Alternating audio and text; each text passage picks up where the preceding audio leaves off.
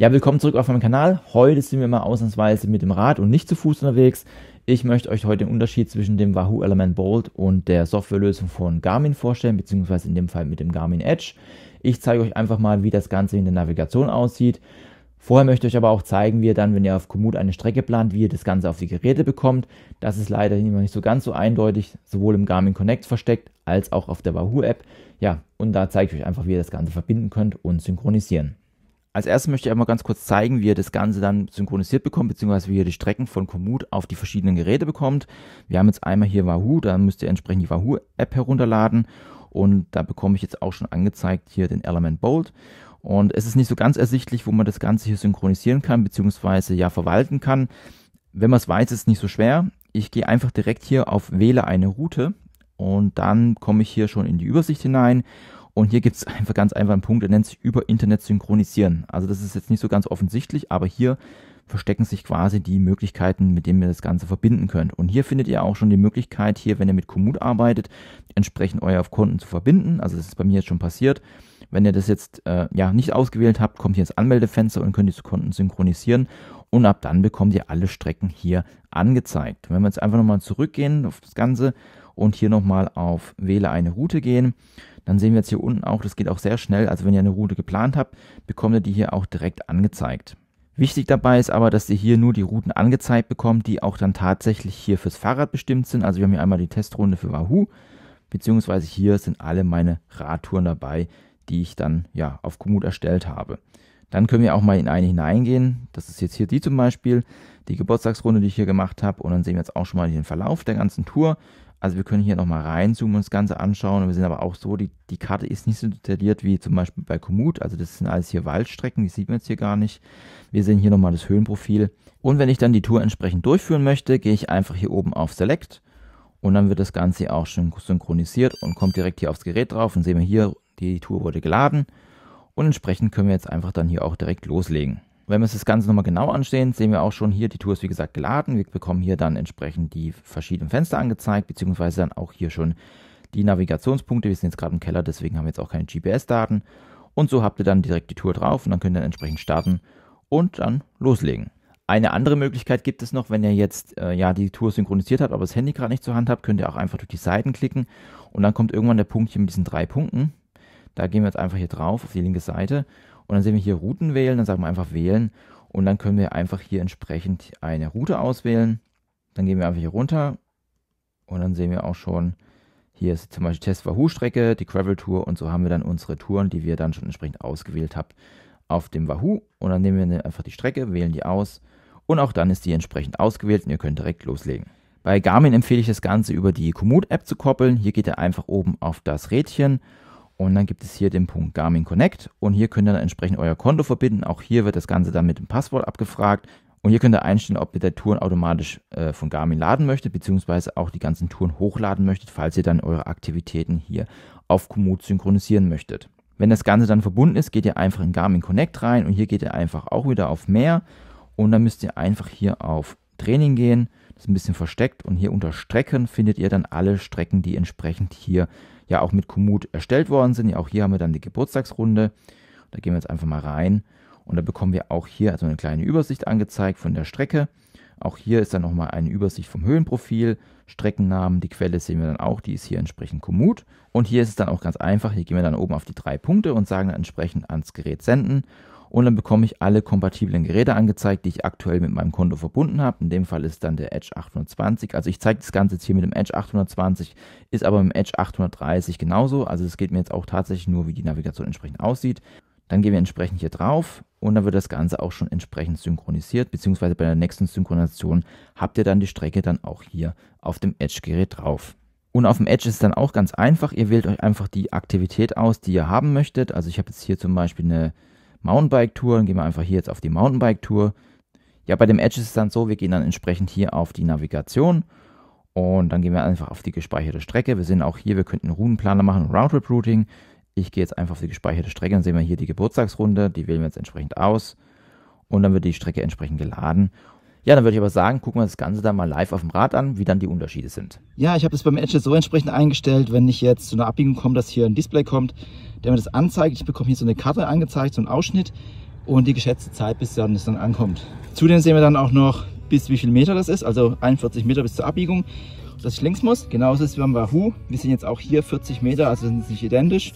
Und hier bekomme ich es entsprechend angezeigt. Ich kann hier auch noch ganz einfach aus der Karte rein rauszoomen, indem ich hier unten rechts mit der Taste drücke. Ist es eigentlich ganz einfach möglich und es ist auch wirklich sehr schön flüssig. Und da bekomme ich auch nochmal eine direkte Übersicht.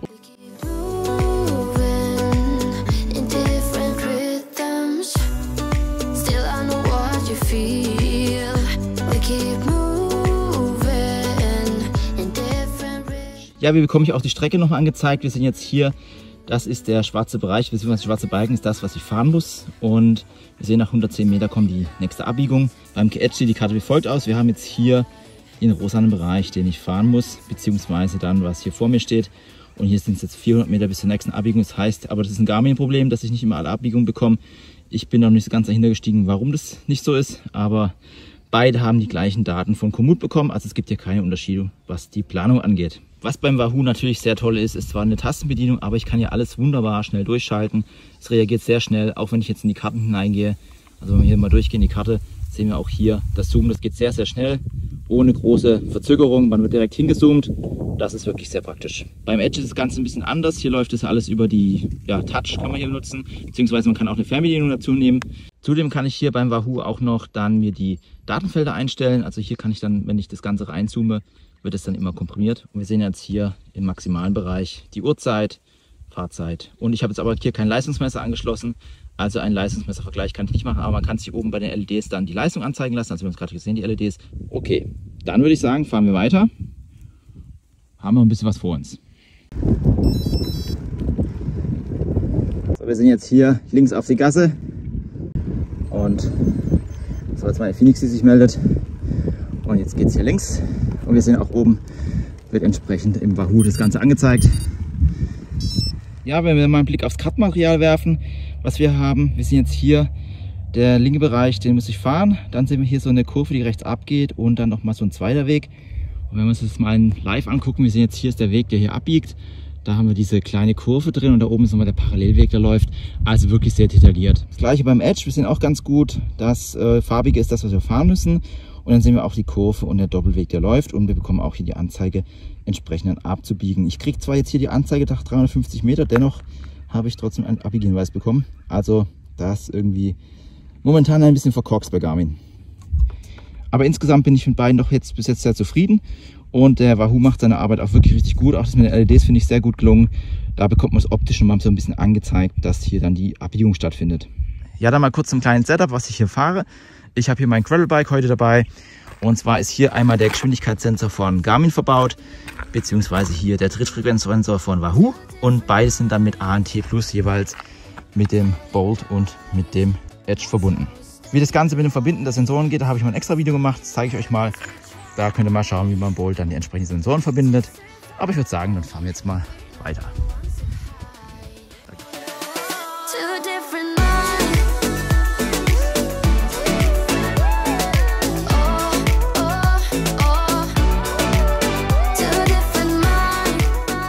Ja, was noch hinzukommt beim Wahoo, was wir beim Edge nicht haben. Also wir bekommen beim Edge, wie gesagt, hier diese Karte angezeigt mit dem Zeitpunkt bis zur Abbiegung und auch das Signal, also ist alles wunderbar. Und dann sehen wir hier, die LEDs swipen so nach rechts und die werden immer schneller, umso näher man kommt. Also das heißt, am Anfang ist es ganz langsam, immer langsam. Umso näher das kommt, umso schneller geht's. Und das ist auch nochmal so ein optischer Hinweis dafür, dass ja hier gleich die Abbiegung kommt. Ich habe zum Beispiel selber auch mal Probleme so einzuschätzen, was sind jetzt 20 Meter, also ich bin da immer ganz schlecht drin. Und die bekomme ich hier wirklich sehr gut angezeigt. Also da kann man nicht sagen, wir sehen auch hier, biegen wir jetzt dann gleich wieder ab. Und das ist nochmal so ein kleines optisches Signal. Ich habe das hier zwar nicht, ich bekomme hier Signale, funktioniert auch ganz gut, aber ich finde es hier nochmal einen Ticken fast besser, weil man hier jetzt nochmal so ein bisschen im Blickfeld hat, dass da gleich was kommt, ohne jetzt hier groß die Karte studieren zu müssen. Ja, jetzt müssen wir noch 386 Meter fahren, bis wir dann ans Ziel kommen für die nächste Abbiegung. Und solange sind die LEDs dann auf die Sachen eingestellt, die ihr nutzt, zum Beispiel Herzfrequenz, Leistung oder Geschwindigkeit, und bekommt da ein Signal, beziehungsweise optische Hilfe. Ja, dann mal einen kleinen Blick aufs Kartenmaterial, was wir noch so haben. Und zwar, wir sehen jetzt hier, geht der Weg geradeaus rein. Also das ist so ein normaler Gravelweg.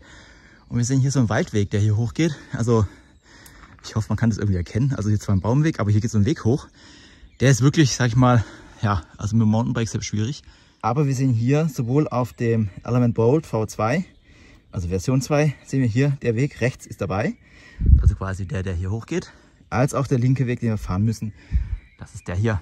Das gleiche auf dem Edge. Jetzt sind wir hier schon ein bisschen durchgefahren, aber wir sehen hier, da ist der Weg auch entsprechend da. Also wir haben hier auf beiden sehr gutes Kartenmaterial, dass sogar selbst solche, ja, nicht schlecht gut befahrbare Wege drauf sind. Da kann man echt nichts sagen. So, jetzt haben wir hier nochmal eine Gabelung. Und da wollte ich noch mal kurz ein paar Worte verlieren zum Edge. Und zwar, was ich beim Edge aber gut finde, ist hier dieses, ja, Display, was wir sehen, mit der Karte, ein bisschen farblich, alles unterschieden. Also wir haben hier auch so einen grünen Hintergrund, schwarz ist der Weg, der jetzt hier rechts abgeht. Und wir sehen auch hier links der Weg, der ja hier runter geht, den wir fahren müssen. Beim Bolt ist zwar auch alles dabei, aber man sieht hier, es geht zu schwarz ein bisschen über. Ja, man erkennt es, man bekommt ja die LED-Anzeige auch sehr gut angezeigt, aber ich würde mir fast ein paar farbliche Kontraste mehr wünschen. Also so ähnlich wie hier jetzt beim Edge wäre dann ein bisschen wünschenswerter bei manchen Situationen. Hier ist auch so, dann entsprechende Straßen, je nachdem was für Straßen kommen, sind dann auch farblich markiert. Das habe ich hier so beim Edge, ja, so ein bisschen ähnlich. Gut, dann fahren wir jetzt mal hier weiter. Wir müssen erstmal runter und ich hasse es, einen Berg runter zu fahren, wenn man eigentlich einen größten Teil noch hoch muss. Naja, so ist es halt. Ja, was wir beim Bolt auch noch angezeigt bekommen, das ist die Steigung. Und wir sehen hier links oben, ist aktuell über 8%. Da ich ja keinen Klein Pro auf dem Edge habe, will ich es euch mal auf Klein Pro zeigen. Und zwar die Klein Pro Funktion wäre auch im Edge 830, zerlegt dann quasi die Route in Anstiegen. Hier sind es dann 2. Und wir sehen jetzt hier, mein letzter Anstieg sind 2,21 Kilometer auf 180 Höhenmeter. Da wird das Ganze nochmal zerlegt. Ja, dann kommen wir auch schon zum Fazit. Wie ist meine Einschätzung bzw. wie ist mein Eindruck? Also ich habe euch das Video schon ein bisschen gezeigt. Ich finde von Wahoo das sehr gut gelöst, dass wir diese LED-Leiste haben, die einfach anzeigt, wenn ich abbiegen muss. Da habe ich auf einen Blick quasi angezeigt, ob ich jetzt links, rechts muss, und auch der Geschwindigkeit der LEDs sehe ich dann, wann die Abbiegung kommt, und habe so eine gewisse Einschätzung. Das Ganze habe ich beim Edge nicht, aber hier kann ich zum Beispiel einstellen, dass wenn ich im Datenfeld bin, hier direkt eine Karte angezeigt bekomme und habe das hier alles nochmal etwas farblicher dargestellt. Insgesamt macht ihr aber mit beiden Geräten nichts falsch. Wenn ihr euch natürlich jetzt im Garmin-Kosmos befindet, ist es natürlich ganz gut, weil das Ganze dann hier mit den Uhren synchronisiert wird, beziehungsweise ihr habt dann hier auch ein Trainingslevel oder einen Trainingsstand und könnt das Ganze hier nutzen. Das gleiche gilt natürlich auch für den Wahoo. Wenn ihr jetzt den Element Rival nutzt, also die Uhr von Wahoo, dann habt ihr natürlich auch hier alles auf einem Punkt. Ja, ich hoffe, euch hat das Video gefallen. Ihr habt jetzt die Unterschiede mal so ein bisschen gesehen, wie das Ganze aussieht. Wenn das Video gefallen hat, lasst doch auch gerne ein Abo da. Ich würde mich auf jeden Fall freuen, dich hier auf dem Kanal wieder begrüßen zu dürfen. Ansonsten bedanke ich mich für deine Zeit. Tschüss, bis zum nächsten Mal.